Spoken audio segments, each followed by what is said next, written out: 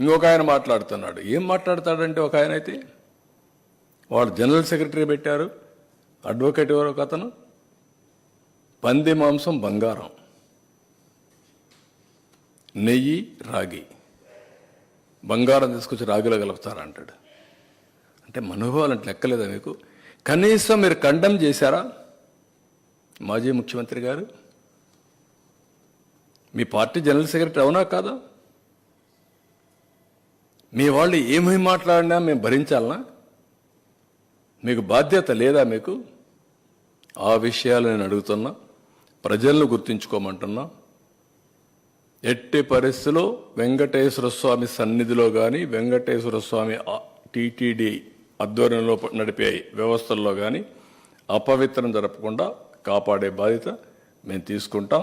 చాలా గట్టిగా ఉంటాం, దాంట్లో ఎక్కడా రాజీ లేదు.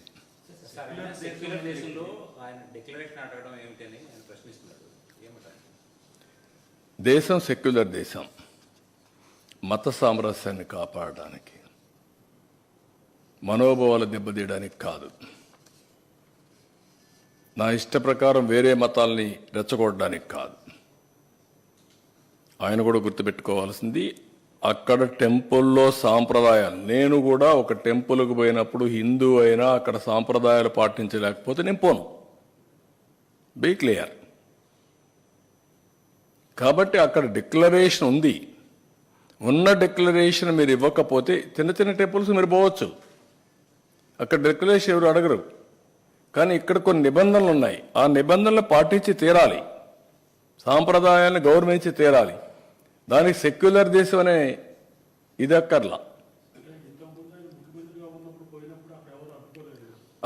అడ్డుకోరు, నువ్వు ముఖ్యమంత్రివి, అందుకే ఇన్ని అపచారాలు జరిగాయి, అవే పరాకాష్ఠకి వెళ్ళాయి.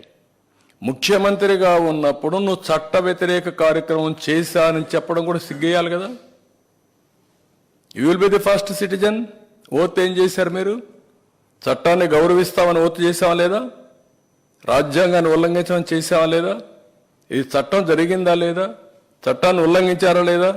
దానిపైన కూడా మేము పైన యాక్షన్ తీసుకోవాలి కదా. అటు జరిగితే మరి అడ్డుకోలేదంటే ఎవరు అడ్డుకుంటారు? సీఎంగా పోతే ముఖ్యమంత్రిగా అధికారం ఇచ్చారు, కానీ దేవాలయంలో సాంప్రదాయాలు వైలేట్ చేయమని లేదు. మీరు గుర్తుపెట్టుకోవాలి, ముఖ్యమంత్రి అనే వ్యక్తి మొదటి రెస్పాన్సిబుల్ వ్యక్తి, చట్టాన్ని గౌరవించడంలో మొదటి వ్యక్తిగా ఉండాలి, సాంప్రదాయాలు గౌరవించడంలో మొదటి వ్యక్తిగా ఉండాలి. కాబట్టి ఇవన్నీ కరెక్ట్ కాదు. మైసూరుకి పంపించాల్సిన శాంపుల్ని గుజరాత్కి మొట్టమొదటిసారి ఎందుకు పంపించారు, ఏ అవసరం వచ్చింది అనేది ఇప్పుడు ఇంకో ప్రశ్న అడుగుతున్నారు. ఎప్పుడు మైసూరుకు పంపించారు? ఎప్పుడు పంపలా. మైసూరుకు పంపలా, గుజరాత్కు పంపలా. NABL టెస్టింగ్ చేయించని ఉంది దాంట్లో. మనం ఎందుకు చేయలేదో మనం కోసం చేసుకోవాలి. మన దగ్గరుండే దాంట్లో మామూలు టెస్టులన్నీ ఉన్నాయి, మొత్తం అంతా ఎక్స్ప్లెయిన్ చేశారు మీకు. కానీ NABL అక్రిడేషన్ టెస్ట్ లేదు, దాంట్లో అడల్టరేషన్ టెస్ట్ లేదు. ఎప్పుడైతే డౌట్ వస్తే అడల్టరేషన్ టెస్ట్కి పంపించని కాంట్రాక్ట్లో ఉంది, అది ఈయన ఈవో ఉపయోగించాడు. మీరెందుకు చేయలేదు అంత ప్రభు? ఏదో సింపుల్గా రిజెక్ట్ చేశామంటే కొన్ని పంపించారు, కొన్ని వాడేశారు. అడల్టరేషన్ ఎప్పుడు చూడలేదు కదా. మరి అంటే దాన్ని కూడా మభ్యపెట్టి మాట్లాడడం ఏంటి? అడల్టరేషన్ టెస్ట్ టీటీడీలో ఉందా? ఆ వ్యవస్థ లేనప్పుడు వీఆర్ టాకింగ్. అన్ని టెస్టులు చేస్తున్నారు, 14 సార్లు చేశాం, 18 సార్లు చేశాం. ఏం టెస్టులు చేశారు మీరు? అక్కడ లేని లేదా ఎక్విప్మెంట్? కానీ మొన్నటి జరిగింది ఏంటంటే, దేవుని పైన భక్తి భావంతో, భయంతో, ప్యూరిటీ ఆఫ్ గీయ కాకుండా సేవలు కూడా స్వచ్ఛందంగా చేశారు, సేవాభావంతో చేశారు. కాబట్టి ఇలాంటి బయటపడలేదు. ఇప్పుడు విచ్చలవిడితనం వచ్చింది. ఆ విచ్చలవిడితనం వచ్చి ఇలాంటి సమస్యలు వచ్చాయి. అది ఆయన చెప్పాలా. ఇప్పుడు 2 ఆస్పెక్ట్స్, ఆయన కాంట్రడిక్షన్ ఆయన చెప్పుకుంటున్నాడు. నేను అడిగే స్ట్రైట్ క్వశ్చన్, మీరు రాత్రిలో బైబిల్ చదువుకుంటానంటారు, ఓకే, తప్పులేదంట, నేను తప్పు పట్టను. That is your right. Day time చదువుకోవచ్చండి, ఇది రాత్రి చదవడం ఓకే. క్రిస్టియన్ ఒప్పుకున్నాక అక్కడ డిక్లరేషన్ ఏమంటున్నాం, ఎందుకు ఇవ్వు అని అడుగుతున్నాం. అంటే మీరు ప్రజల మనోభావాల్ని దెబ్బతీసే విధంగా ప్రవర్తించే హక్కు మీకు ఎవరు ఇచ్చారంటున్నాను నేను అంతవరకే. సార్ టీటీడీలో వేలాది మంది భక్తులు వస్తుంటారు, అన్ని కులాల మతాల వాళ్ళు కూడా ఇప్పుడు ఈ డిక్లరేషన్ అనేది వచ్చిన తర్వాత రేపటి నుంచి అన్య మతస్థులు ఎవరైనా టెంపుల్లోకి వస్తే వాళ్ళందరి చేత డిక్లరేషన్ చేయించాల్సిన పరిస్థితి ఉంటుంది. అది ఉంటుంది. అది ఎలా ఐడెంటిఫై చేస్తారు? నోన్ పర్సన్స్ ఎవరైనా వస్తే వాళ్ళు కంపల్సరీ చేయాలి. అన్నోన్ తెలియకుండా పోతే ఎవరేం చేయలేరు. ఐడెంటిఫై చేసే వ్యవస్థ మన దగ్గర లేదు కాబట్టి వాళ్ళు వెళ్తే అది వేరే. కానీ వెంకటేశ్వర స్వామి దగ్గరికి వచ్చిన వేరే మతస్థులు అయితే నోన్ పర్సన్స్ ఉంటే they have to sign. Nothing wrong in it.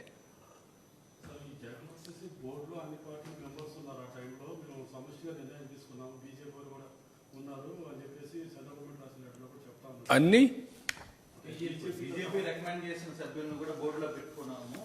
మరి బీజేపీ ఎందుకు ఈరోజు సపోర్ట్ గా మాట్లాడుతుంది? ఎందుకు అంటే బీజేపీ చెప్పిన ఇది ఉంటే కూడా అండి, మీకు పర్మిషన్ ఇచ్చారా బీజేపీ కానీ రాజకీయ పార్టీలు కానీ రాజ్యాంగం కానీ మీరు పోవడానికి?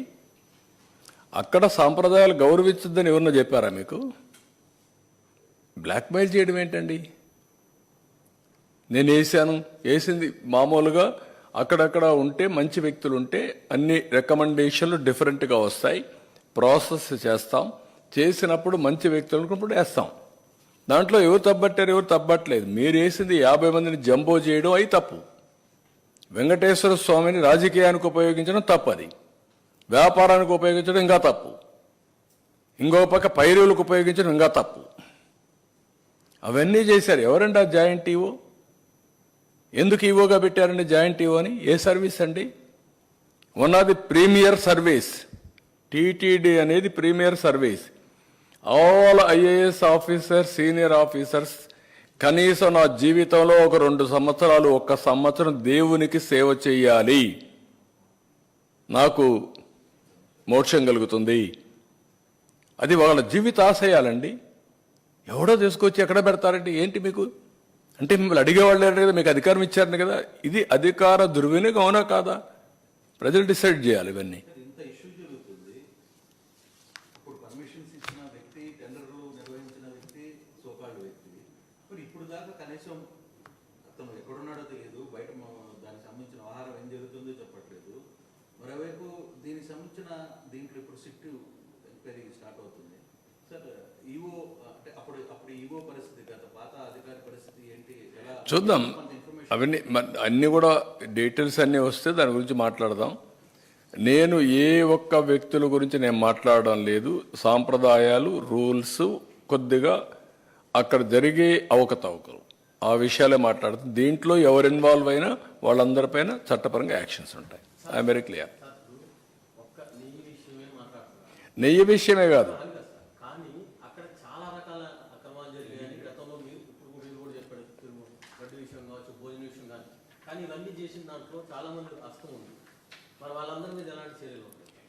నేనేమంటానంటే అందుకే ఫస్ట్ టైం ప్రక్షాళన కోసం శ్యామలరావుని పంపించాం, విజిలెన్స్ కూడా వేసాం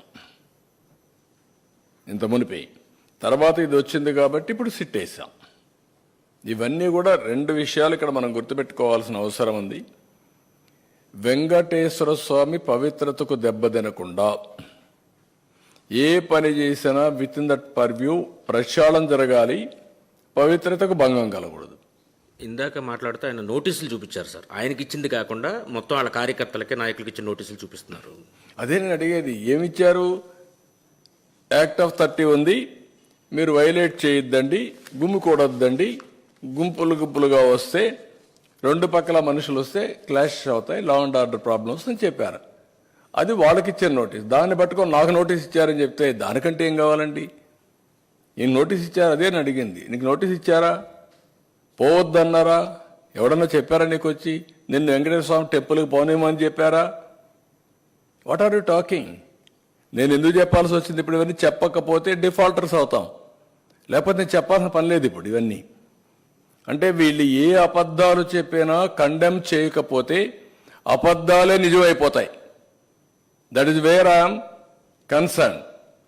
ఒక ముఖ్యమంత్రిగా చెప్తున్నాను, మీరు చేసే తప్పని 100 సార్లు చెప్తున్నాను. పదే పదే ఆ అబద్ధాలనే మళ్ళా తిరిగి వల్లిస్తున్నారు. ఇది మంచి సాంప్రదాయం కాదంటాను. ప్రజలను ఆలోచించమంటున్నాను. ఒక్కొక్కసారి తప్పు జరుగుతుంది.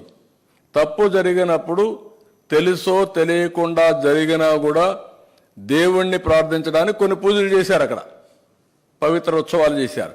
కనీసం నీకు తెలిసి జరిగినా తెలియక జరిగినా తెలిసి తెలియకుండా జరిగినా నువ్వు కూడా క్షమాపణ కోరచ్చు, విచారణ వ్యక్తం చేయొచ్చు. విచారాన్ని కూడా వ్యక్తం చేయకుండా ఎదురుదాడి చేయడం ఏంటండి? నేను ఎక్కడ చెప్పానండి? ఆ రిపోర్ట్ ఏదో వినిపిస్తున్నా, దానిపైన సిట్ వేశాను నేను. అతనే కాకుండా రాష్ట్రంలో ఉండే ప్రజలందరికీ, ఎందుకంటే ఒకసారి కొంతమంది ఫాలో గారు కాబట్టి అబద్ధాలు చెప్తే పదే పదే కొంతమంది అయినా నమ్మతారనే ప్రయత్నం చేస్తూనే ఉన్నారు. వీళ్ళ జీవితాంతం అయ్యే చేశారు, ఇప్పుడు అది చేస్తున్నారు.